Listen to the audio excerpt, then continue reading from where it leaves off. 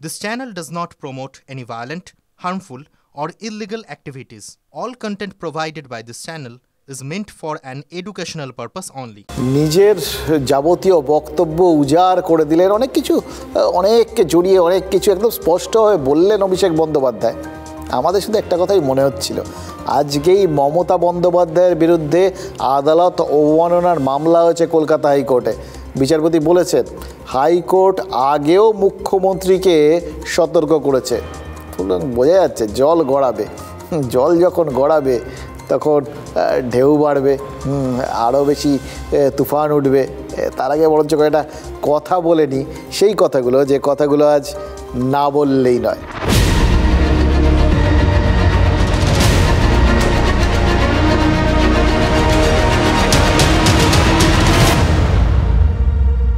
রবীন্দ্রনাথ লিখেছিলেন, মুছে যাক গ্লানি, ঘুচে যাক জরা, অগ্নি স্নানে শুচি হোক ধরা।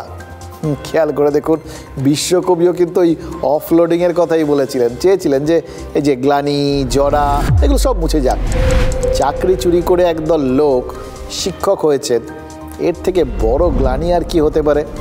দুর্নীতির জরা, এর থেকে তো আমি, আপনি, অন্য কথা আমরা সবাই মুক্তি চাইছি, কিন্তু মুক্তির দিশা দিশা দিশা ওরে দিশা কোথায় পাবি, দিশা কোথায় আছে? কিন্তু কেন নেই? সিস্টেমটাই কি চাইছে না? এই যে হাই স্কুলের চাকরি দুর্নীতির কথা বলছিলাম, সে তার কথাই ধরুন, যারা নিজেদের যোগ্য বলে দাবি করছেন তারা বলে চলেছেন যে এসএসসির জন্যই তারা বেকার হয়ে গেলেন। আর এসএসসি ঠিক সময় যদি ওই যোগ্য অযোগ্যের ফারাকটা কোর্টকে বুঝিয়ে দিত, তারা এইভাবে ঢাকি সমেত সব কিছু বিসর্জন হতো না। আর এসএসসি তারাই কি বলছে, তারা আজকে আবার পাল্টা দাবি করেছে, গত বছর ডিসেম্বরেই তারা হাইকোর্টে একাধিক হলফনামা জমা দিয়েছে, 5300 জনের তালিকা জমা দেওয়া হয়। এসএসসি কি করেছিল সেগুলো কিন্তু আজ শিক্ষামন্ত্রী ব্রাত্য বসুও তুলে ধরেছেন। মোদ্দা কথা হলো যে সরকার, এসএসসি, মধ্যশিক্ষা পর্ষদ সবাই পিঠ বাঁচাতে একটা মরিয়া চেষ্টা চালাচ্ছে, এটা সিঙ্ক্রোনাইজড ওয়েতে, একজন করে পরপর সবাই এক লাইনে কথা বলছেন। এই এক লাইনে কথা বলাটা খুব জরুরি, এবং এটা তখনই হয় যখন কারোর বিরুদ্ধে কোনো একটা পয়েন্টে চাপ সৃষ্টি করতে হয়, অথবা সবারই কোথাও গিয়ে পিঠ বাঁচাতে হয়। কারণ সময়টা তো খুব গুরুত্বপূর্ণ, তাই না? ভোটের বাজার বলে কথা। আজ শিক্ষামন্ত্রী বলেছেন সুপার নিউমেরারিতে কাউকে নিয়োগ দেওয়া হয়নি। ঠিক বলেছেন, একদম ঠিক। জাস্ট একটা কথা, ব্রাত্য বসুকে এই ছোট্ট কথাটা মনে করিয়ে দিতে চাই। মানে তিনি দেখুন, বাংলাটা অসাধারণ জানেন, শিক্ষিত, রুচিশীল, নাট্যকার, কিন্তু মাঝে মধ্যে ভুল হয়ে যায়।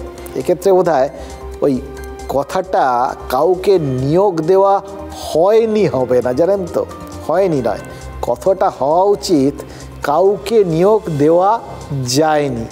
কারণ হাইকোর্টের নির্দেশের পর সুপার নিউমেরারি পদেই তো নিয়োগটা বন্ধ হয়ে গেছিলো। তার আগে তো পুরো দমেই সুপার নিউমেরারিতে নিয়োগের চেষ্টা হয়েছিল।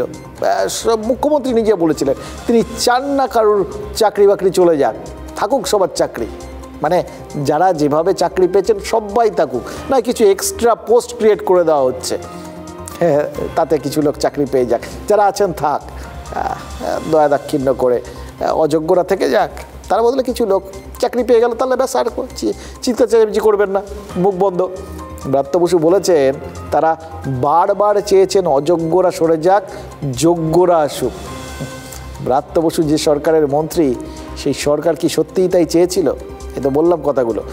2022 সালের 20শে জুন মুখ্যমন্ত্রী বিধানসভায় দাঁড়িয়ে বলেছিলেন চাকরি খাওয়া যাবে না, এটা ত্রিপুরা নয়। তিনি বলেছিলেন যে তিনি কারও চাকরি যেতে দেবেন না। আর এরপরে এই কথাগুলোই তো বিভিন্ন মঞ্চ থেকে একাধিকবার বলেছেন মুখ্যমন্ত্রী।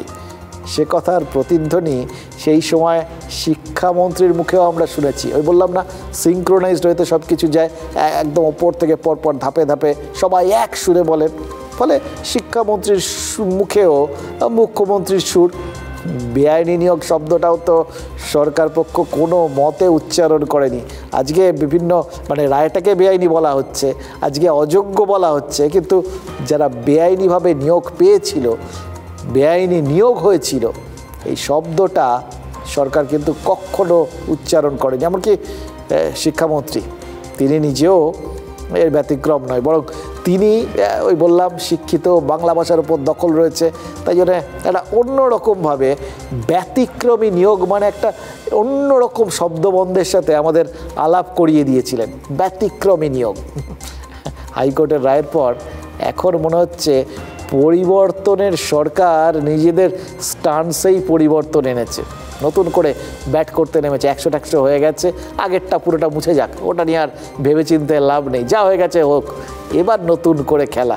ওই ক্রিকেটাররা এরকম করেন জানেন তো, সেঞ্চুরি হয়ে গেলে নতুন করে স্টান্স নিয়ে নেন, নতুন করে খেলাটা শুরু করেন আর কি, যা হয়ে গেছে এবার ভুলে যান। এটাও সেরকম। আজ শোনা গেল যে সরকার নাকি চাকরিহারাদের এপ্রিলের বেতন দেবে। কাকে দেবে? দেবে ওই 5300-কে বাদ দিয়ে, মানে ওই 5300 ওরা অযোগ্যরা বাদ। একটু আগে, তার আগে যতদিন অবধি বলেছেন ততদিন বলেছেন সবাই থাকবেন, কেউ বাদ যাবেন না, এখানে বাদ। মানে এখানে এখন সরকার শুধু যোগ্যদের পাশে আছে। স্টান্স বদলালো কিনা, এটার কারণ কিন্তু রাজ্য এখন এতটাই মরিয়া হয়ে গেছে যে তারা বুঝতে পারছে, সবাই ধরে নিয়েছেন এই আগের কথাগুলো, এবং সবাই মিলে যখন আদালত সবার চাকরি নিয়ে নিয়েছেন, বলেছেন যে নিয়োগ দুর্নীতি হয়েছে, বেআইনিভাবে কিছু অযোগ্য লোক চাকরি পেয়েছে, আর তাদেরই কোথাও গিয়ে বাঁচাতে চাইছিল সরকার, তার মানে সরকার অযোগ্যদের পাশে ছিল, এই প্রচারটা হয়ে গেছে। আর ভোটের বাজারে এইরকম প্রচারের মানে বুঝতে পারছেন কত বড় ক্ষতি।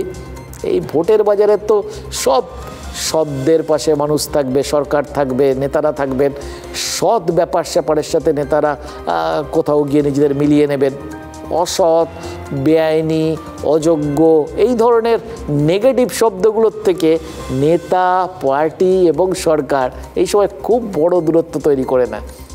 তাই জন্যই সরকার এখন ওই মরিয়া হয়ে প্রমাণ করতে চাইছে যে তারা যোগ্যদের তো কবেই চিহ্নিত করে ফেলেছিল। ওই চাকরিহারা বেকার যারা এখন কান্নাকাটি করছেন, তাদের প্রশ্ন কি জানেন? যারা নিজেদের সবসময় যোগ্য বলে দাবি করে এসছেন, তারা বলছেন যে সরকার যদি এই স্টান্সেই প্রথম থেকে থাকতো, মানে অযোগ্য নয় যোগ্যদের পাশে নির্দিষ্ট করে দাঁড়াতো, তাহলে কি এইভাবে ঠগ বাজতে গাঁ উজাড় হতো? অনেক আগেই তো এই জরা, গ্লানি এগুলোকে অফলোড করা যেত, ঝেড়ে ফেলা যেত, তাই না?